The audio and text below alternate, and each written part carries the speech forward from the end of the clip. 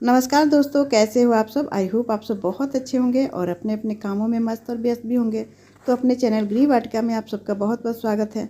Friends, गर्मी आते आते सर्दियों के जो प्लांट्स होते हैं उसके बीज हम कलेक्ट करने लगते हैं और ये बीज सेव करके रखते हैं। तो फिर सर्दियाँ जब अक्टूबर आती है तो उस सारे बीज को हम लगाते हैं जो कलेक्ट किए हुए रहते हैं। उसी तरह दोस्तों अब सर्दी आ गई है और सर्दियों में गर्मियों के प्लांट्स के सीड्स कलेक्ट करके रख लेते हैं तो हमें गर्मियों में ढेर सारे प्लांट्स की ज़रूरत होती है। जो कि अभी तो बहुत अच्छा मौसम है, ढेर सारे प्लांट हमें मिल जाते हैं फूलों वाले। लेकिन अगर गर्मियों के सीड्स हम अभी कलेक्ट कर लेते हैं तो गर्मियों में ढेर सारे प्लांट्स हमें बना सकते हैं। उसे सीड्स लगा कर ढेर सारे बेबी प्लांट निकल आते हैं। तो चलिए दोस्तों, 15 ऐसे प्लांट्स आप लोग के साथ शेयर करती हूँ जो गर्मियों के प्लांट्स को अभी हम दिसंबर महीने में उसके सीड्स को कलेक्ट कर सकते हैं और जनवरी फरवरी में उसको बीज को लगा के हमें ढेर सारे फूलों वाले प्लांट्स मिल जाते हैं गर्मियों में। तो वीडियो को लास्ट तक बने रहिएगा।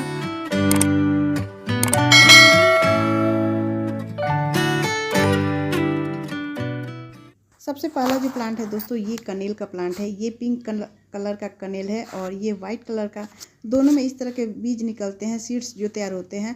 और अभी देखिए कितने अच्छे से ब्लूम में है, बहुत अच्छे से अभी फ्लावरिंग हो रही है।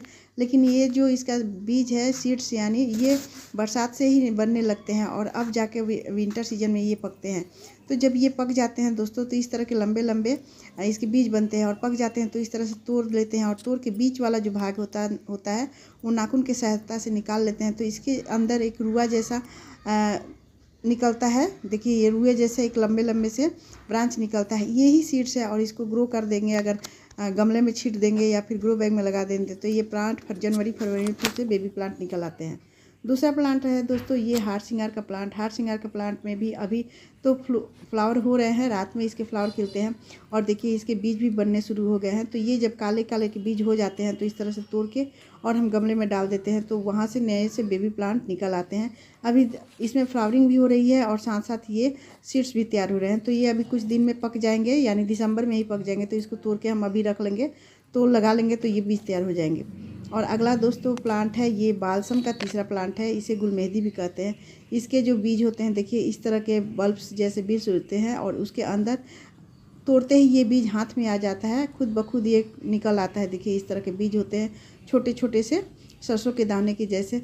तो इसको ये तोड़ के हम इसके कवर के साथ भी रख सकते हैं या फिर इस तरह से बीज निकाल के भी रख सकते हैं। और इसको मई जून में अगर हम अपने ग्रो करते हैं तो बरसात में ये बेबी प्लांट निकल आते हैं। तो इससे ढेर सारे गुलमेहंदी के प्लांट तैयार हो जाते हैं और इसको ग्रो करना भी बहुत आसान है। बस इसको स्प्रिंकल कर देना है गमले में या फिर पॉट्स में, तो ये वहाँ प्लांट बनाते हैं। चौथा प्लांट है दोस्तों, ये हमारा बिनका का प्लांट यानी सदाबहार का प्लांट।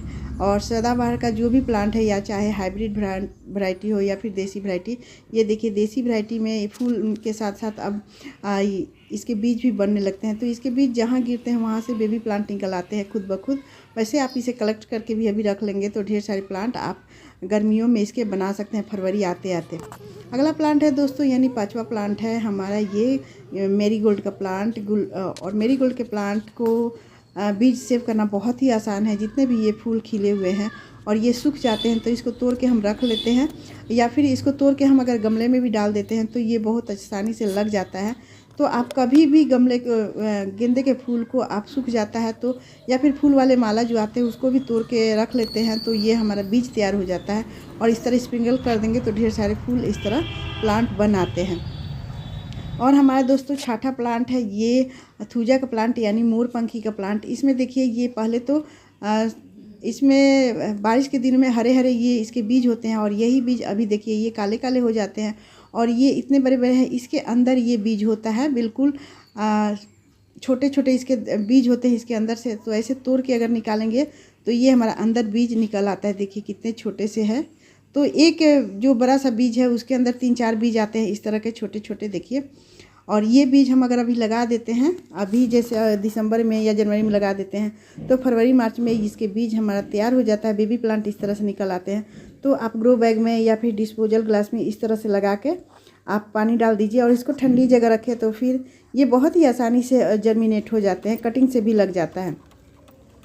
और हमारा अगला प्लांट है दोस्तों, ये पोर्चुल्का का प्लांट ये हाइब्रिड वैरायटी हो या फिर देसी वैरायटी हो, इसके फूल अभी ख़त्म हो जाते हैं।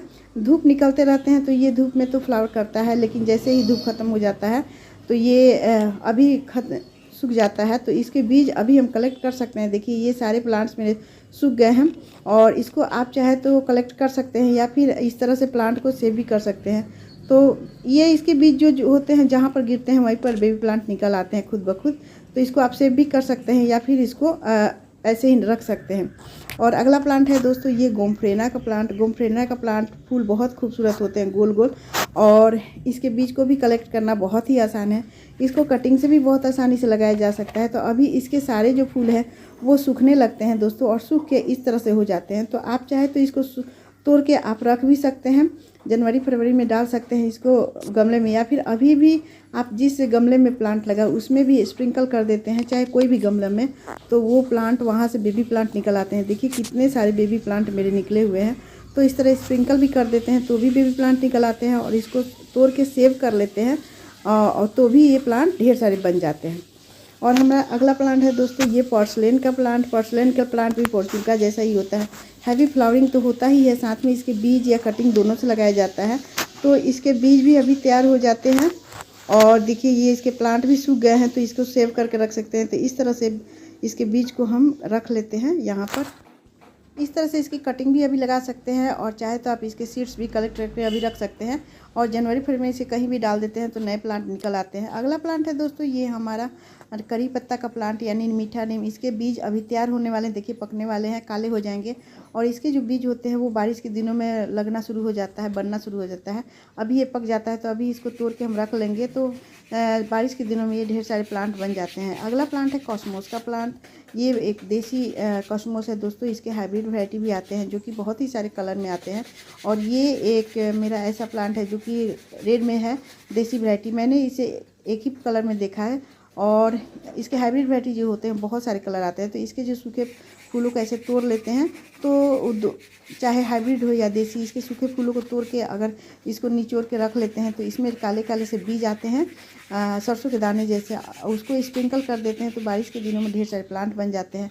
आप चाहे तो इसके सूखे फूलों को ऐसे तोड़ के और इसको रगड़ के इसको हटा देते हैं ऊपरी परत को, यानी ये जो रुआ जैसा है तो इसको हटा देते हैं। तो काले काले ये जो सरसों के दाने जैसे होते हैं इसके बीज, वो हम रख सकते हैं, और ढेर सारे प्लांट इसको बारिश के दिनों में डाल के बना सकते हैं। अगला प्लांट है दोस्तों ये मैक्सिकम पिटूनिया बहुत ही खूबसूरत फूल वाला प्लांट होता है, गर्मियों में बहुत ज़्यादा फ्लावरिंग करता है। तो इसके भी बहुत सारे कलर आते हैं। देखिए इसके सीड्स ऐसे तैयार होते हैं, छोटे छोटे सीड्स रहते हैं। अभी ये पकने वाले हैं, इसके फूल भी ख़त्म होने वाले, एक दो फूल खिल रहे हैं, बाकी अभी ख़त्म हो जाएंगे। तो इसके सीड्स ऐसे तोड़ के और इसको कहीं भी स्प्रिंकल कर देंगे तो वहाँ से बेबी प्लांट निकल आते हैं। अगला प्लांट है दोस्तों ये ब्रजदंती का प्लांट। ये ब्रजदंती के प्लांट के फूलों वाला प्लांट होता है, और ये एक औषधीय प्लांट है। इसके पेस्ट बनते हैं। तो इसके जो बीज होते हैं इस तरह से काले काले फूल ख़त्म हो जाते हैं तो इसके काले काले बीज इसमें बनने लगते हैं, जो कि कहीं भी गिरते हैं तो वहाँ से बेबी प्लांट निकल आते हैं। आप चाहे तो इसको इस तरह से तोड़ के और रख सकते हैं, और जब बारिश के दिनों में इसको आप कहीं भी गमले में डाल देते हैं तो वहाँ से नए प्लांट निकल आते हैं। तो इसके फूल भी खिलते हैं, और ये एक बहुत ही अच्छा प्लांट होता है, तो इसको आप सेव करके रख सकते हैं। अगला प्लांट है दोस्तों ये हमारा अपराजिता का प्लांट। ये भी एक देवीय पुष्प है, इसे शंखपुष्पी भी कहते हैं। तो इसके जो बीज होते हैं मटर के दाने जैसे होते हैं, इसके अंदर काले से काले बीज होते हैं। तो अभी भी देखिए मेरे जो ये प्लांट है इसमें ये फ्लावरिंग हो रहा है, अभी तो डोरमेंसी में जाने वाला है। कुछ पत्तियाँ इसके गिर गए हैं, लेकिन इसमें अब पत्तियाँ गिर जाती हैं तो दोस्तों इसके बीज बनने लगते हैं, और इसके बीज को तोड़ के अभी हम रख लेंगे, जनवरी फरवरी में इसको रिपोर्ट कर देंगे, डाल देंगे तो ये नए प्लांट बन आते हैं। तो ऐसे ढेर सारे प्लांट बन जाते हैं। तो ये एक देवीय पुष्प है जिसे बहुत ही आसानी से हम बीज से लगा सकते हैं। कटिंग से तो मैंने नहीं लगाया, लेकिन बीज से बहुत सारे प्लांट इसके तैयार हो जाते हैं। तो दोस्तों इस तरह मैंने 15 गर्मियों के प्लांट्स के सीड्स बताएं जो कि अभी आप कलेक्ट कर सकते हैं। तो गर्मियों में ढेर सारे प्लांट आपको बन जाएंगे, नर्सरी जाने की ज़रूरत नहीं पड़ेगी। इस तरह हमारा गार्डन भी बहुत फूलों से भरा रहेगा।